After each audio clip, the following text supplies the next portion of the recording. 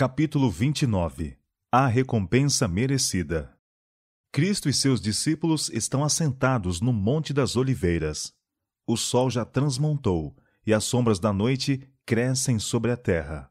Jaz em plena vista uma moradia esplendorosamente iluminada como para uma festa.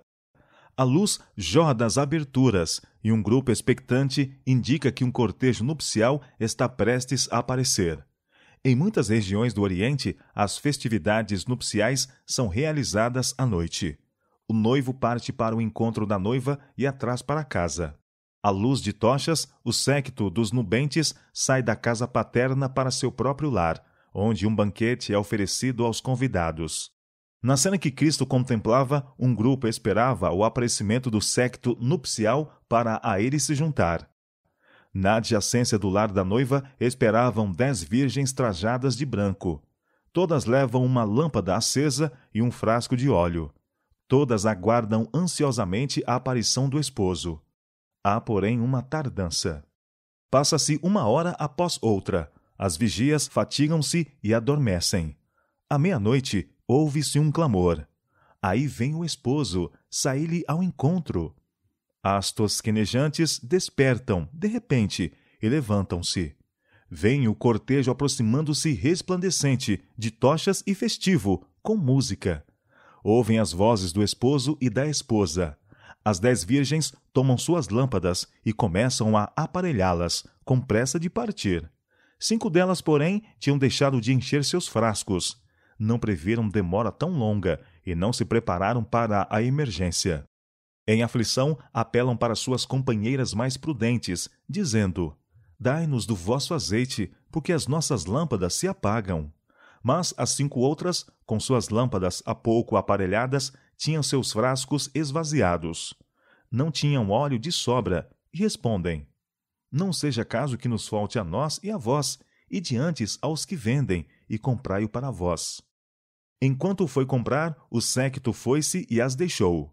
As 5, com as lâmpadas acesas, se uniram à multidão.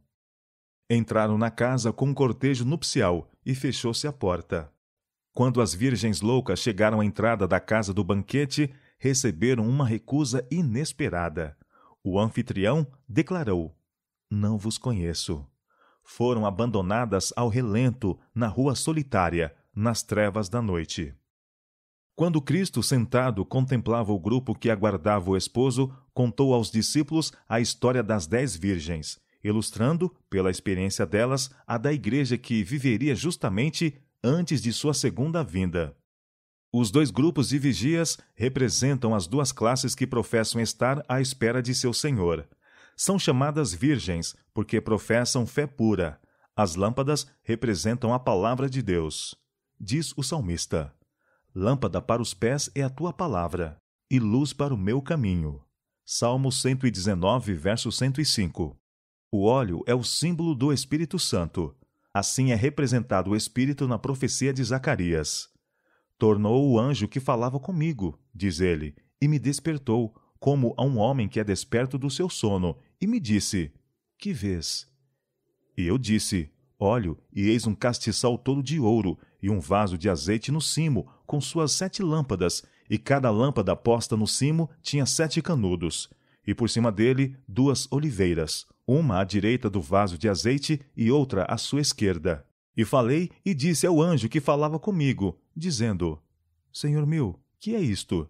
E respondeu e me falou, dizendo: É a palavra do Senhor a Zorobabel, dizendo: Não por força, nem por violência, mas pelo meu espírito, diz o Senhor dos Exércitos. E falando-lhe outra vez, disse: Que são aqueles 2 raminhos de oliveira que estão junto aos 2 tubos de ouro, e que vertem de si ouro? Então ele disse: Estes são os 2 filhos do óleo, que estão diante do Senhor de toda a terra. Zacarias capítulo 4, versos 1 a 14. Das 2 oliveiras, o dourado óleo era vazado pelos tubos de ouro nas taças do castiçal, e daí nas lâmpadas de ouro que alumiavam o santuário. Assim, dos santos que estão na presença de Deus, seu espírito é comunicado a instrumentalidades humanas que são consagradas para o seu serviço. A missão dos dois ungidos é comunicar ao povo de Deus aquela graça celestial que somente pode fazer de sua palavra uma lâmpada para os pés e uma luz para o caminho. Não por força, nem por violência, mas pelo meu Espírito, diz o Senhor dos Exércitos. Zacarias capítulo 4, verso 6. Na parábola, todas as 10 virgens saíram ao encontro do esposo. Todas tinham lâmpadas e frascos. Por algum tempo, não se notava diferença entre elas. Assim é com a igreja que vive justamente antes da segunda vinda de Cristo. Todos têm conhecimento das Escrituras, todos ouviram a mensagem da proximidade da volta de Cristo e confiantemente esperam sua aparição. Como na parábola, porém, assim é agora. Há um tempo de espera. A fé é provada, e quando se ouvir o clamor, aí vem o esposo, saí-lhe ao encontro. Muitos não estarão preparados. Não têm óleo em seus vasos, nem em suas lâmpadas. Estão destituídos do Espírito Santo. Sem o Espírito de Deus, de nada vale o conhecimento da palavra. A teoria da verdade não acompanhada do Espírito Santo não pode vivificar a alma, nem santificar o coração.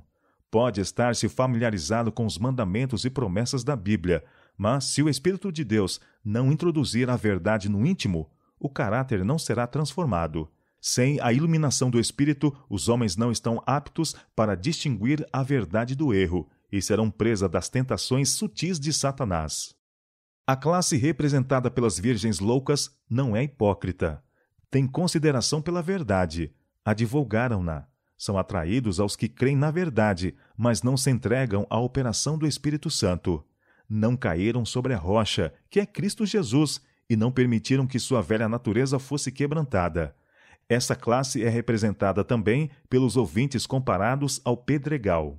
Recebem a palavra prontamente, deixam de assimilar os seus princípios, sua influência não permanece neles. O Espírito trabalha no coração do homem, de acordo com seu desejo e consentimento, nele implantando natureza nova. Mas a classe representada pelas virgens loucas contentou-se com uma obra superficial. Não conhecem a Deus, não estudam seu caráter, não tiveram comunhão com ele, por isso não sabem como confiar, como ver e viver. Seu serviço para Deus degenera em formalidade. Eles vêm a ti, como o povo costuma vir, e se assentam diante de ti como meu povo, e ouvem as tuas palavras, mas não as põem por obra, pois lisonjeiam com a sua boca, mas o seu coração segue a sua avareza. Ezequiel capítulo 33, verso 31. O apóstolo Paulo assinala que este será o característico especial dos que vivem justamente antes da segunda vinda de Cristo. Diz: nos últimos dias sobrevirão tempos trabalhosos, porque haverá homens amantes de si mesmos, mais amigos dos deleites do que amigos de Deus, tendo aparência de piedade, mas negando a eficácia dela. 2 Timóteo capítulo 3, versos 1 a 5. Esta é a classe que em tempo de perigo é encontrada bradando paz e segurança. Acalentam seu coração em sossego e não sonham com o perigo. Quando despertos de sua letargia, discernem sua destituição e rogam a outros que lhes supram a falta. Em assuntos espirituais, porém, ninguém pode remediar a deficiência de outros. A graça de Deus tem sido oferecida livremente a toda alma. Tem sido proclamada a mensagem do Evangelho. Quem tem sede, venha, e quem quiser, tome de graça da água da vida. Apocalipse capítulo 22, verso 17. Todavia, o caráter não é transferível. Ninguém pode crer por outro. Ninguém pode receber por outro o Espírito. Ninguém pode dar a outrem o caráter, que é o fruto da operação do Espírito. Ainda que Noé, Daniel e Jó estivessem no meio dela, da terra, vivo eu, diz o Senhor Jeová, que nem filho nem filha eles livrariam, mas só livrariam as suas próprias almas pela sua justiça. Ezequiel capítulo 14, verso 20. Numa crise é que o caráter é revelado. Quando a voz ardorosa proclamou à meia-noite: aí vem o esposo, saí-lhe ao encontro, e as virgens adormecidas ergueram de sua sonolência, foi visto quem fizera a preparação para o evento. Ambos os grupos foram tomados de surpresa, porém um estava preparado para a emergência e o outro não. Assim agora uma calamidade repentina e imprevista, alguma coisa que põe a alma face a face com a morte, mostrará se a alma é sustida pela graça. A grande prova final virá no fim do tempo da graça, quando será tarde demais para se suprirem as necessidades da alma. As 10 virgens estão esperando na noite da história deste mundo. Todas dizem ser cristãs, todas têm uma vocação, um nome, uma lâmpada, e todas pretendem fazer a obra de Deus. Todas aguardam, aparentemente, a volta de Cristo. 5, porém, estão desprevenidas. 5 serão encontradas surpreendidas, aterrorizadas, fora do recinto do banquete. No dia final, muitos hão de requerer admissão ao reino de Cristo, dizendo: temos comido e bebido na tua presença, e tu tens ensinado nas nossas ruas. Senhor, Senhor, não profetizamos nós em teu nome? E em teu nome não expulsamos demônios? E em teu nome não fizemos muitas maravilhas? Mas a resposta será: digo-vos que não sei de onde vós sois. Apartai-vos de mim. Lucas capítulo 13, verso 26 e 27. E Mateus capítulo 7, verso 22. Nesta vida não tiveram comunhão com Cristo, por isso não conhecem a linguagem do céu. São estranhos às suas alegrias. Porque qual dos homens sabe as coisas do homem, senão o espírito do homem, que nele está? Assim também ninguém sabe as coisas de Deus, senão o Espírito de Deus. 1 Coríntios capítulo 2, verso 11. As palavras mais tristes que caíram em ouvidos mortais são aquelas da sentença: não vos conheço. Unicamente a comunhão do Espírito que você desprezou poderia uni-lo à hoste jubilosa que estará no banquete das bodas. Você não poderá participar dessa cena. Sua luz incidiria sobre olhos cegos e sua melodia em ouvidos surdos. Seu amor e alegria não fariam soar de júbilo corda alguma do coração entorpecido pelo mundo. Você é excluído do céu por sua própria inaptidão para a sua companhia. Não podemos estar prontos para encontrar o Senhor acordando ao ouvir o brado: aí vem o esposo, e então tomar nossas lâmpadas vazias para enchê-las. Não podemos viver apartados de Cristo aqui e ainda assim estar aptos para a sua companhia no céu. Na parábola, as virgens prudentes tinham óleo em seus vasos com as lâmpadas. Suas lâmpadas arderam com uma chama contínua pela noite de vigília. Contribuíram para aumentar a iluminação em honra do esposo. Brilhando na escuridão, auxiliaram a alumiar o caminho para o lar do esposo, para a ceia de bodas. Assim devem os seguidores de Cristo irradiar luz nas trevas do mundo. Pela atuação do Espírito Santo, a palavra de Deus é uma luz quando se torna um poder transformador na vida de quem a recebe. Implantando-lhes no coração os princípios de sua palavra, o Espírito Santo desenvolve nos homens os predicados de Deus. A luz de sua glória, seu caráter, deve refletir-se em seus seguidores. Assim devem glorificar a Deus e iluminar o caminho para a mansão do esposo, para a cidade de Deus e para o banquete de bodas do Cordeiro. A vinda do esposo foi à meia-noite, a hora mais tenebrosa. Assim, a vinda de Cristo será no período mais tenebroso da história deste mundo. Os dias de Noé e de Ló ilustram a condição do mundo exatamente antes da aparição do Filho do Homem. Apontando para esse tempo, declaram as Escrituras que Satanás trabalhará com todo poder e sinais e prodígios de mentira. 2 Tessalonicenses capítulo 2, versos 9 e 10. Sua obra é revelada claramente pelas trevas que se adensam rapidamente, pela multidão de erros, heresias e enganos destes últimos dias. Satanás não só leva cativo o mundo, porém suas ilusões infectam até as professas igrejas de nosso Senhor Jesus Cristo. A grande apostasia se desenvolverá em trevas tão densas como as da meia-noite, impenetráveis como o breu. Para o povo de Deus será uma noite de prova, noite de lamentação, noite de perseguição por causa da verdade. Mas nessa noite de trevas brilhará a luz de Deus. Fez que das trevas resplandecesse a luz. 2 Coríntios capítulo 4, verso 6. Quando a terra era sem forma e vazia, e havia trevas sobre a face do abismo, o Espírito de Deus se movia sobre a face das águas. E disse Deus: haja luz, e houve luz. Gênesis capítulo 1, versos 2 e 3. Também na noite das trevas espirituais, a palavra de Deus diz: haja luz. A seu povo, diz ele: levanta-te, resplandece, porque já vem a tua luz, e a glória do Senhor vai nascendo sobre ti. Isaías capítulo 60, verso 1. Eis, diz a Escritura, que as trevas cobriram a terra, e a escuridão os povos, mas sobre ti o Senhor virá surgindo, e a sua glória se verá sobre ti. Isaías capítulo 60, verso 2. A escuridão do falso conceito acerca de Deus é que está envolvendo o mundo. Os homens estão perdendo o conhecimento de seu caráter. Este tem sido mal compreendido e mal interpretado. Neste tempo deve ser proclamada uma mensagem de Deus, uma mensagem de influência iluminante e capacidade salvadora. O caráter de Deus deve tornar-se notório, deve ser difundida nas trevas do mundo e luz de sua glória, a luz de sua benignidade, misericórdia e verdade. Esta é a obra esboçada pelo profeta Isaías, nas palavras: Tu, anunciador de boas novas a Jerusalém, levanta tua voz fortemente, levanta, não temas, e dize às cidades de Judá: Eis aqui está o vosso Deus. Eis que o Senhor Jeová virá como o forte, e o seu braço dominará. Eis que seu galardão vem com ele, e o seu salário diante da sua face. Isaías capítulo 40, versos 9 e 10. Os que aguardam a vinda do esposo devem dizer ao povo: Eis aqui está o vosso Deus. Os últimos raios da luz misericordiosa, a última mensagem de graça a ser dada ao mundo, é uma revelação do caráter do amor divino. Os filhos de Deus devem manifestar sua glória, revelarão em sua vida e caráter o que a graça de Deus por eles tem feito. A luz do sol da justiça deve irradiar em boas obras, em palavras de verdade e atos de santidade.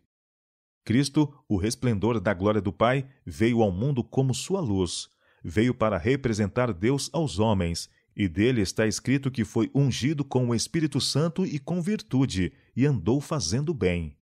Atos capítulo 10, verso 38.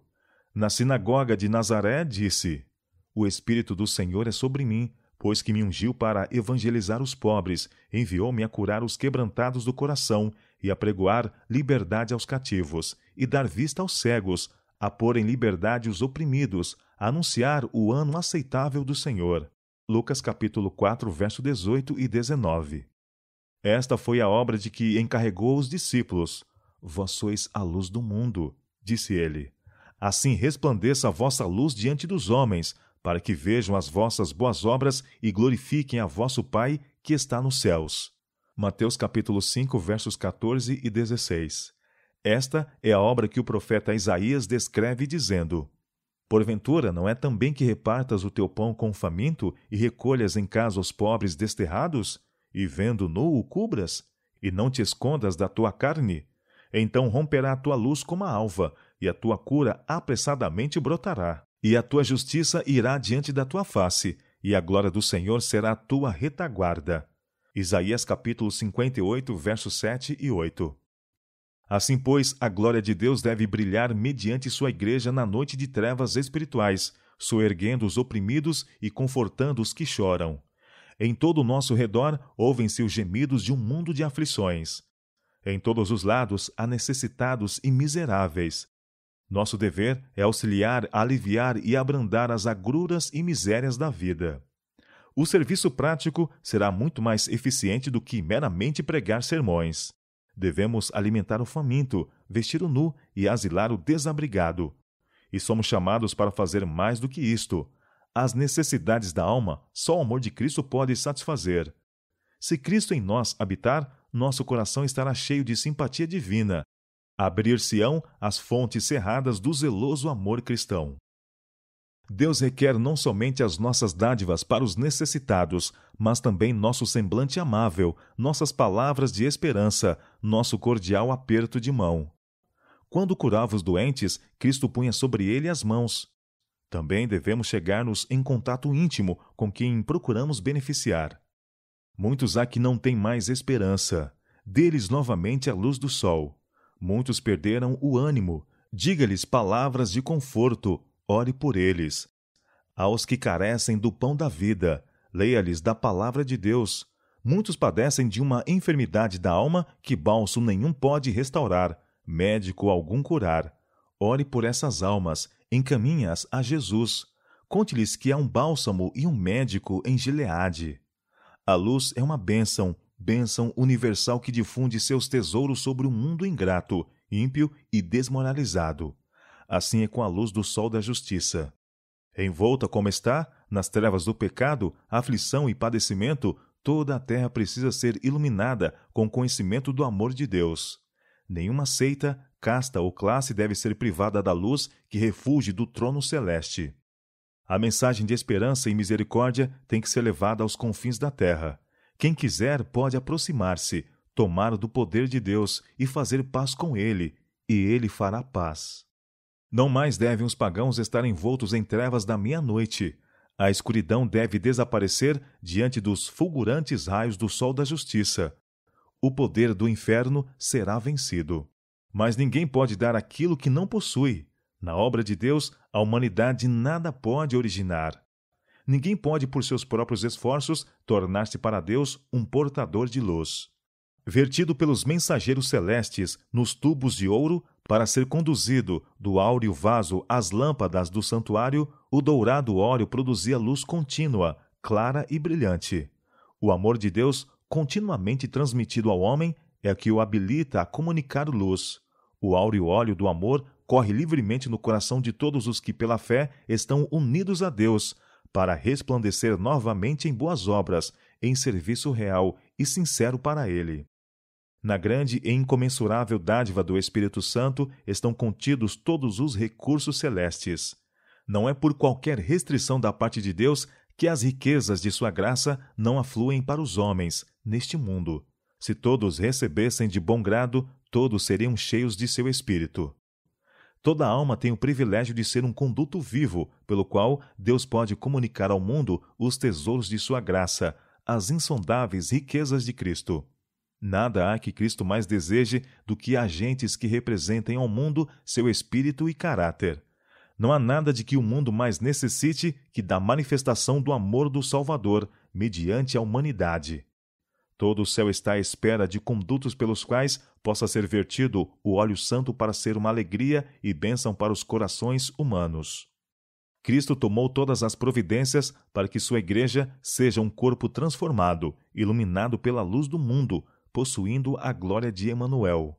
É seu propósito que cada cristão esteja envolto numa atmosfera espiritual de luz e paz. Deseja que revelemos em nossa vida a sua própria alegria. A habitação do Espírito em nós será manifestada pelo amor celestial que de nós dimanará. A plenitude divina fluirá pelo consagrado agente humano para ser partilhado com outros. O sol da justiça traz salvação debaixo das suas asas. Malaquias capítulo 4, verso 2. Assim, todo verdadeiro discípulo deve difundir uma influência de vida, ânimo, auxílio e verdadeira salvação. A religião de Cristo significa mais que o perdão dos pecados. Significa remover nossos pecados e encher o vácuo com as graças do Espírito Santo. Significa iluminação divina e regozijo em Deus. Significa um coração despojado do próprio eu e abençoado pela presença de Cristo. Quando Cristo reina na alma, há pureza e libertação do pecado. A glória, a plenitude, a perfeição do plano do Evangelho são cumpridas na vida. A aceitação do Salvador traz paz perfeita, perfeito amor, segurança perfeita. A beleza e fragrância do caráter de Cristo, manifestadas na vida, testificam de que, em verdade, Deus enviou seu Filho ao mundo para o salvar. Cristo não manda seus seguidores esforçarem-se para brilhar. Diz: resplandeça sua luz. Se tem recebido a graça de Deus, a luz está em você. Remova os empecilhos e a glória do Senhor será revelada. A luz resplandecerá para penetrar e dissipar a escuridão. Você não pode deixar de brilhar dentro do círculo de sua influência. A revelação da glória do Senhor, na forma humana, trará o céu tão perto dos homens que a beleza que adorna o templo interior será vista em toda a alma em que o Salvador habita. Os homens serão cativos pela glória de um Cristo que vive em nós. E em torrentes de louvor e ações de graças, das muitas almas assim ganhas para Deus, refluirá glória para o grande doador. Levante-se, resplandece, porque já vem a tua luz, e a glória do Senhor vai nascendo sobre ti. Isaías capítulo 60, verso 1. Esta mensagem é dada aos que saem ao encontro do esposo. Cristo vem com poder e grande glória. Vem com a sua própria glória e com a glória do Pai. Vem com todos os santos anjos. Ao passo que o mundo todo está mergulhado em trevas, haverá luz em todos os lares dos santos. Eles hão de captar os primeiros raios de luz de sua segunda aparição. A imaculada luz resplandecerá em seu esplendor, e Cristo, o Redentor, será admirado por todos os que o serviram. Ao passo que os ímpios fugirão de sua presença, os seguidores de Cristo rejubilarão. Vislumbrando o tempo do segundo advento de Cristo, disse o patriarca Jó: Vê-lo-ei por mim mesmo, e os meus olhos, e não outros, o verão. Jó capítulo 19, verso 27.